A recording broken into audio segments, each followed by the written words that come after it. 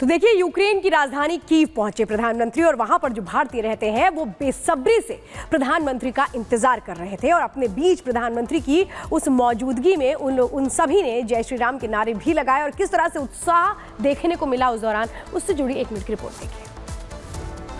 जय श्री राम का उद्घोष, जय श्री राम, भारत माता की जय के नारे और वंदे मातरम के जयकारे। कुछ इस तरह से प्रधानमंत्री नरेंद्र मोदी का स्वागत किया गया। रूस यूक्रेन जंग के बीच यूक्रेन की राजधानी पहुंचे पीएम नरेंद्र मोदी का जोरदार स्वागत किया गया। भारतीय समुदाय के लोगों की नजर जैसे ही पीएम मोदी पर पड़ी, होटल वंदे मातरम, भारत माता की जय और जय श्री राम के उद्घोष से गूंज उठा।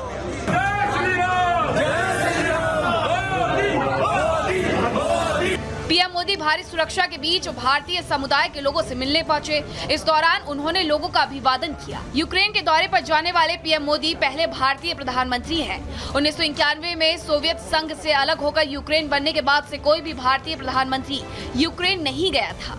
यूक्रेन के राष्ट्रपति जेलेंस्की ने कुछ महीने पहले पीएम मोदी को यूक्रेन आने का न्योता दिया था। Bureau report, Republic Bharat. तो देखिए, इस रिपोर्ट के जरिए आपने देखा कि कैसे प्रधानमंत्री नरेंद्र मोदी का स्वागत यहां पर किया गया है और बड़ी संख्या में लोग वहां पर पहुंचे थे। मोदी मोदी के नारे भी लगे, भारत माता की जयकारे भी यहां पर लगते हुए फिलहाल नजर आए थे। लेकिन सबसे बड़ी बात कि वहां के लोग क्या कह रहे हैं, किस तरह से खुशी जाहिर कर रहे हैं, अब आप सुन लीजिए। मैं गुजरात से हूँ, तो उन्होंने शेक हैंड किया और मैंने सिर्फ इतने लोग थे तो इतना तो टाइम नहीं दिया, बट मैंने पूछा केम छो साहब, तो उन्होंने बोला मजा में पहला। सो बहुत अच्छा लगा, बहुत प्यार से सबको मिले। 10 घंटे के इतने जर्नी के बाद भी वो इतने फ्रेश थे, इतने एनर्जिक थे, तो बहुत अच्छा लगा सर। सबसे पहले ये बहुत ही अच्छा लगा और फ़ख्र की बात है कि इंडियन प्राइम मिनिस्टर यूक्रेन की राजधानी कीव में आए और हम उनसे इतने क्लोजली, इतने नज़दीक से उनसे मिले। और हमारे यहाँ डायस्पोरा के लिए, जो इंडियन डायस्पोरा के लिए एक बहुत बड़ी चीज़ है कि प्रधानमंत्री यहाँ पर मौजूद हों। इतना नज़दीक से उनसे मिलकर के एक जोश दिल में आ जाता है देश के प्रति। मैं यहाँ 92 से हूँ यूक्रेन में, और मैं धोती कुर्ता पहन के इसलिए आया क्योंकि ये हमारा भारतीय ड्रेस है 100%, न कि कुर्ता पजामा। जी बहुत ही एकदम बहुत अच्छा लगा, मन गदगद हो गया कि हमारे प्रधानमंत्री जी यहाँ पधारे, तो काफ़ी अच्छा लगा। मुलाकात हुई, एकदम करीब से मुलाकात हुई मोदी जी से। और भारत माता की जय, पीएम मोदी का यूक्रेन में भव्य स्वागत। और जैसे ही आपने देखा कि प्रधानमंत्री मोदी पहुंचे, किस तरह से लोगों ने खुशी जाहिर की, वो आप इन तस्वीरों में देख सकते हैं। और ये ना सिर्फ यूक्रेन, बल्कि इससे पहले भी प्रधानमंत्री मोदी जहां पर भी गए, हमने तस्वीरों में हमेशा देखा कि पीएम मोदी का स्वागत किया गया। किसी देश का प्रधानमंत्री, किसी देश का राष्ट्रपति हमेशा प्रधानमंत्री मोदी की तारीफ करते हुए नजर आते हैं। कोई कहता है कि मोदी इज बॉस। और एक ऐसी तस्वीर एक बार फिर से आपको नजर आ रही है, जो भारतीय समुदाय के कुछ लोग वहां पर थे। प्रधानमंत्री नरेंद्र मोदी से हाथ मिलाकर, उनको नमस्कार कहकर खुश नजर आ रहे थे। देखिए, सड़कों पर लोग खड़े हुए हैं, अपने मोबाइल में तस्वीरें कैद कर लेना चाहते हैं कि प्रधानमंत्री, भारत के प्रधानमंत्री आज उनके बीच यूक्रेन में पहुंचे हैं।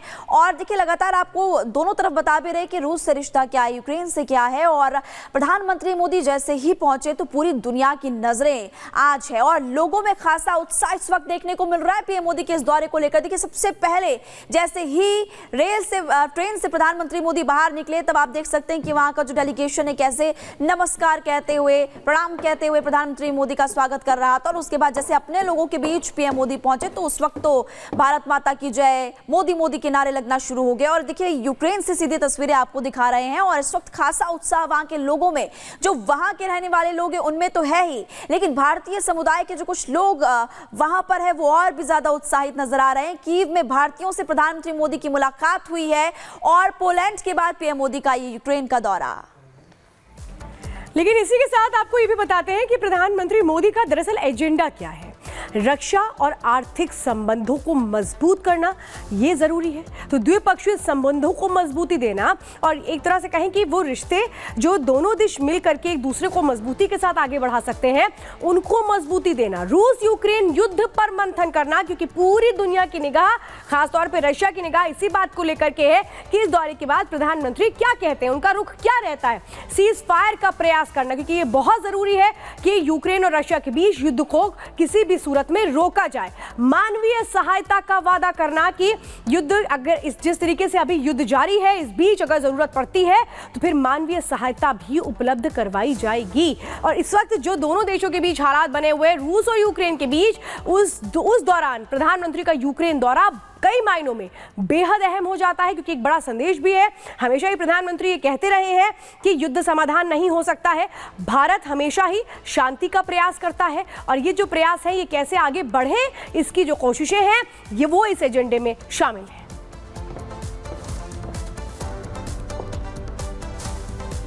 और चलिए आगे बढ़ते, बात उत्तर प्रदेश की अब करेंगे, जहां के कानपुर में स्टंट करना 2 युवकों को महंगा पड़ गया। स्टंट करने के दौरान तेज रफ्तार बाइक बेकाबू होकर गिर गई, जिसके चलते बाइक पर बैठे दोनों युवकों को गंभीर चोटें आई हैं।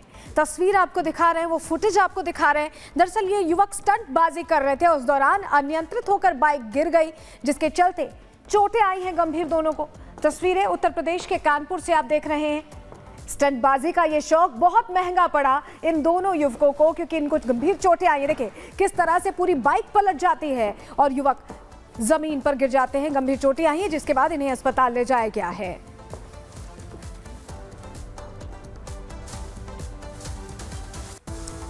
और जी खबरों में आगे बढ़ते बात करेंगे, इंदौर की एक खबर आ रही है इंदौर से सामने। इंदौर में एक फार्म हाउस की छत गिरने से 6 मजदूर दब गए, जिसमें 3 लोगों की मौत हो गई है और 2 लोगों के मलबे में दबे होने की आशंका जताई जा रही है। 1 मिनट की इस रिपोर्ट को आप देखिए।